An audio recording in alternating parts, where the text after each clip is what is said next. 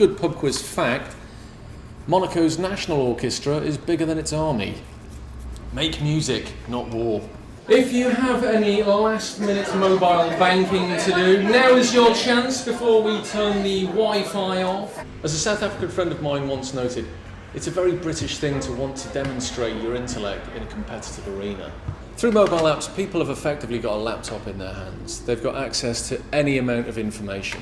On Pub Quiz Night, it's not just teams that take part. You get random people coming in and having a drink. There was a guy at the bar one week who decided to show his friends what Shazam could do by holding his iPhone up against the speaker, and all hell broke loose. What were Patterson and Gimlin accused of hoaxing in their film footage from Northern California? If I get the impression that certain teams are returning high scores in Googleable rounds but low scores in non-Googleable rounds, I'll set the dogs on. I would ask somebody to monitor how they were performing during a question and answer session. Here we are, the ubiquitous pens and paper. My online stationer can provide the pens for less than a piece of paper, which is about 1.5p. If a team is accused of cheating and other teams get wind of it, this is a pub, people have had a drink, it can get out of hand.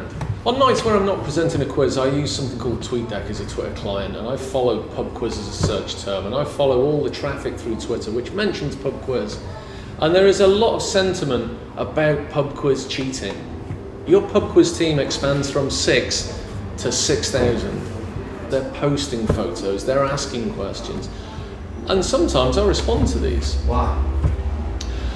I'm interested in people's motives for finding answers, and once I give those answers, I always elicit some sort of reaction to see how pleased they feel with having got the correct answer. They're in a pub, I research the answer in a moment and return it to them, they get their point. Sometimes they win, sometimes it's due to me, sometimes they come back and thank me, and that is fairly disappointing. I guess what I'm trying to do from that process is to qualify that the current format of questions and answers is a dying format.